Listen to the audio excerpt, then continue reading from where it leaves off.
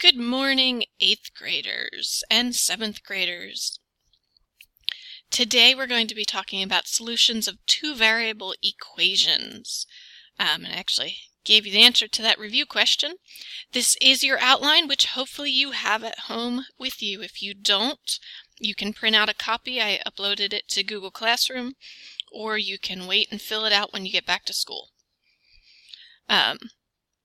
So what is the solution to an equation? That's a review question. And you hopefully remember that it is the value of the variable that makes the equation true. We are talking about two-variable equations today. And we're going to do example 1. Two-variable equations work kind of the same as one variable, but a little bit different.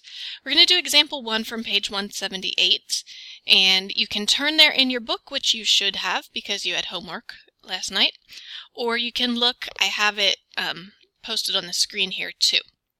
So example 1 says, is the ordered pair 313 a solution of the equation y equals 7 plus 2x? We want to find a solution to a two-variable equation. The solution to a two-variable equation is an ordered pair that makes the equation true. So you'll notice that in example 1, we're asked, is this ordered pair a solution? Because we have two variables, x and y, we need two numbers, x and y, as our answers. So we give them in an ordered pair. If we want to test if this is a solution, we put the x and the y into the equation. So if y equals 2 plus x, then we're going to put 3 in for x and 13 in for y. So the book says substitute 3 and 13 into the equation for x and y. And then we simplify. 2 times 3 is 6. So our new statement is 13 equals 7 plus 6, and 7 plus 6 is 13. Our new statement is 13 equals 13, which is true. So that means that 313 is a solution of y equals 7 plus 2x. You noticed I left a little space on your outline in case you want to take notes there for that example. All right, let's look at the next example, which is not in your book. We want to know, is 5/8 a solution to 2y equals 5x plus 11? We do the exact same thing that we just did. So the x value is always the first one in the ordered pair, and y is always second. So for this one, it's going to be 2 times 8 equals 5 times 5 plus 11. And then we multiply. So 2 times 8 is 16. And 5 times 5 is 25 plus 11. 25 plus 11 is 26, and 16 does not equal 26, so no, 5/8 is not a solution.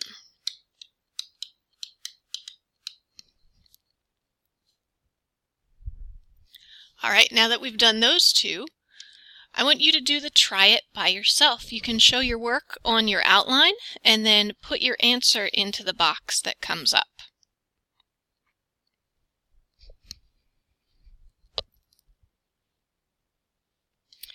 All right, when you worked through this, you would do 3 times -1 plus 10 equals 7 because x is -1 and y is 10. You'd get -3 plus 10 equals 7, and 7 equals 7, which is true. So your answer would be yes. All right, example 2 also comes from your book, and we'll read it first, and then I'll put those back up. In your book, it says right here, you can find solutions to an equation by choosing a value for one variable and solving for the remaining variable. So you'll notice that I have 3 steps to finding a solution to a two-variable equation. Step 1 is you pick a value for one variable. Typically, you pick a value for x. Example 2 in your book says find two solutions for the equation 2 minus 0.5x equals y.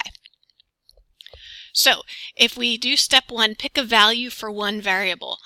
0 is almost always a good option, because 0 makes things be very nice. Let's see, there we go. 0 is a great choice. So if you notice, your book did that. They picked 0 first and put it in for x. 0.5 times 0 is 0, so we have 2 minus 0 equals y, and then y equals 2. So the solution, the first solution is 0, 2. But they tell us we need 2 solutions. This is one solution. We need 2. So then we pick a second one. Oh, and I forgot to go back to these steps. So first of all, you pick a value for one variable, and then second, you solve for the second variable, and then third, you write those values as an ordered pair. So we picked 0, we solved and found that y was 2, and then we wrote them as the ordered pair 0, 2. X always comes first. Since we need 2 solutions, we need to pick another value. We could pick anything we want. The book chose to use 2 as the next value. It works well because it's being multiplied times 0.5. When we multiply that, we end up with 2 minus 1. So we find that y equals 1. And then, so that was step 2. Step 3 is write them as an ordered pair. So the ordered pair is 2 for x, 1 for y. We could have chosen any number, like I said. Let's say what would happen if we choose an odd number. Let's choose 1. 1 often is a good number also. The equation we're working with is 2 minus 0.5x equals y. If we chose that x is 1, we would have 2 minus 0.5 times 1 equals y. So 2 minus 0.5 equals y, which would be 1.5 equals y. So then our ordered pair would be 1, 1.5. And that would be the answer.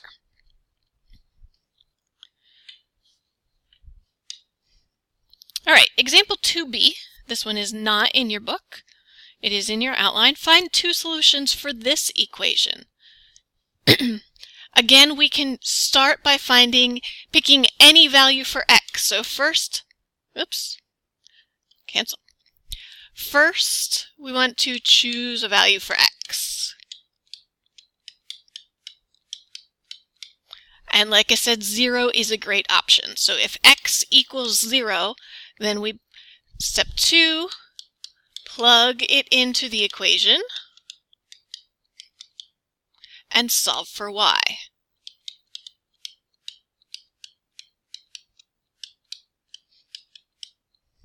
So 3 times 0 plus 4y equals 24. 0 plus 4y equals 24. And that means that 4y equals 24. And then we divide by 4. And we get that y equals 6. So third step is to write them as an ordered pair. So our x value is 0 and our y value is 6. We need to find 2 solutions. Sometimes, actually a lot of the times, if you have x and y on the same side of the equation, then you might find it helpful, instead of choosing an x value as your first value, choose a y value and make it 0. So let's say that y equals 0. When we put that in, we'll get 3x plus 4 times 0 equals 24. So 3x plus 0 equals 24. And 3x equals 24. And when we divide by 3, we find that x equals 8. So our ordered pair is 8, 0. And here are our 2 solutions. I do want to show you what happens if you pick a different value for x first, because you can do that. So what if instead of choosing y equals 0, we had said, well, let's do x equals 1. And then we put that in, we get 3 times 1 plus 4y equals 24. So 3 plus 4y equals 24. And we subtract 3 from both sides, so you need to remember solving equations. 4y equals 21. And then we divide both sides by 4, and we're not going to get a nice whole number. We are going to get either a mixed number or an improper fraction. And in pre-algebra, you can leave it as an improper fraction. So right here is our answer. As long as that is lowest terms, you can leave it like that. So if x is 1, then y is 21 over 4, and that would be an acceptable answer also.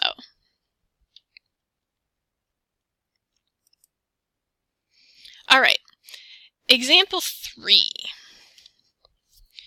Stephen's car expenses for a trip include 1 quart of oil plus his gasoline. If the oil costs $5.50 per quart and gas is $2.10 per gallon, write an equation for his total car expenses. So we know that for his trip he needs to pay for oil and he needs to pay for gas, and that equals the total cost.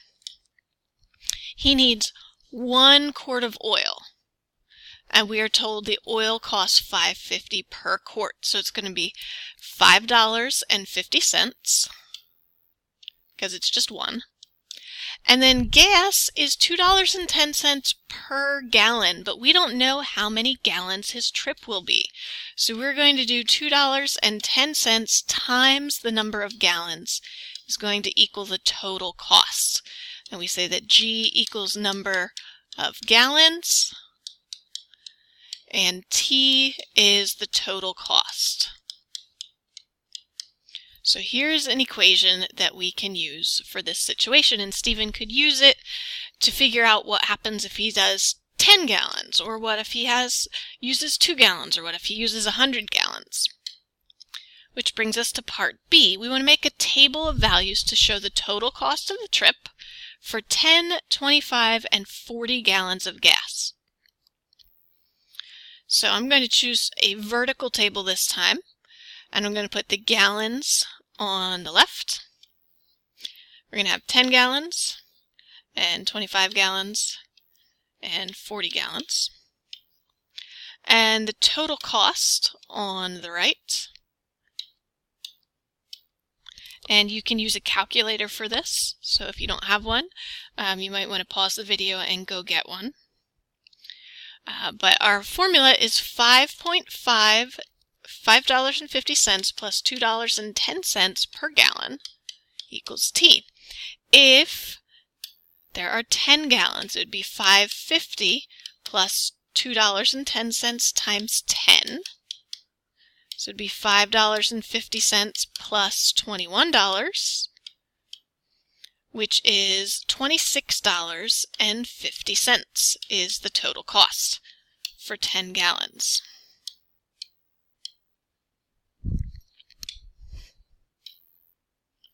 All right, we'll do the second one together, and then I'll have you do the third one on your own.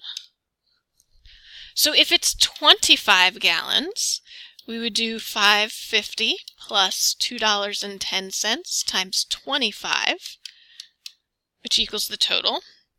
$2.10 times 25 is $52.50. And when you add that to $5.50, you get $58 is the total cost. All right, I want you to find the answer if it's 40 gallons and type that in when the question comes up.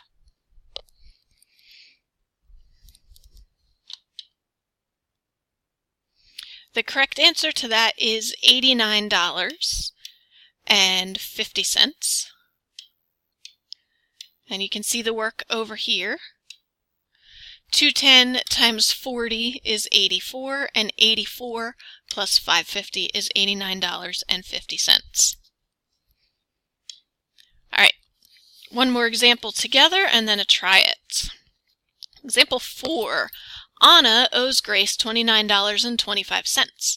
She pays Grace $3.25 every week. Write an algebraic equation that represents the amount of money Anna owes Grace after W weeks. So this tells us algebraic equation, which means it has to have a variable in it. And it gives us one of the variables that we need to use, W for weeks.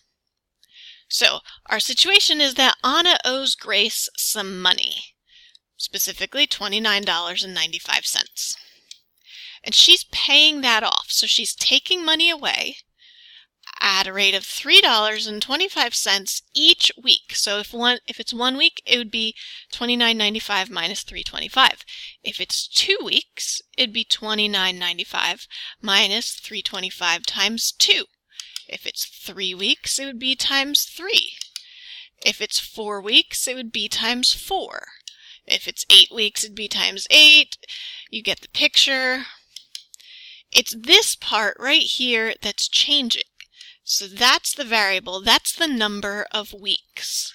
So $29.95 minus $3.25 times the number of weeks. And we can't just leave it at that because we're told it needs to be an equation. Equals, what does it equal? It equals the amount of money that Anna owes Grace. So let's call that A for amount. You can call it anything that you want. So that's our formula. And now Anna can figure out how much she's going to owe, or Grace can figure out how much Anna is going to owe. We're asked to make a table of values to show how much Anna will owe Grace after 2, 3, and 5 weeks. This time I'll make a horizontal table. So we have W is going to be 2 weeks, 3 weeks, and 5 weeks. And we want the amount A. So $29.95 minus $3.25 per week gives us the total amount. So if W is 2, after 2 weeks, we're going to do $29.95 minus $3.25 times 2. So $29.95 minus $6.50. And you can use a calculator for this.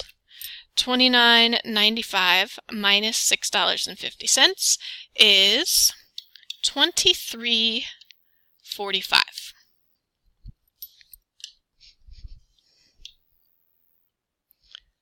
I want you to do find the values for 3 weeks and 5 weeks. Do that by yourself. So at 3 weeks, Anna will owe $20.20. At 5 weeks, Anna will owe $13.70. If you didn't get those correct, you can look at my work over here. You can pause the video to do that if you need some extra time for that. All right, the last thing is the try it. I want you to do this and answer the questions. You can write it down on your paper, but then also put them into the question boxes that come up. There is a challenge on your outline. I will write it up here in a moment, and you can answer that question and give me that answer if you would like. And if you get it correct, I will give you a piece of candy on Friday. Okay, so here's the challenge question. After how many games will Faith have scored 108 points? All right, so do the try it. You can attempt the challenge if you want. After you answer the questions, then the video will continue and tell you what the correct answers are, and you'll see the homework also. All right, so the formula that you would use is 48 plus 6 times the number of games equals the total score.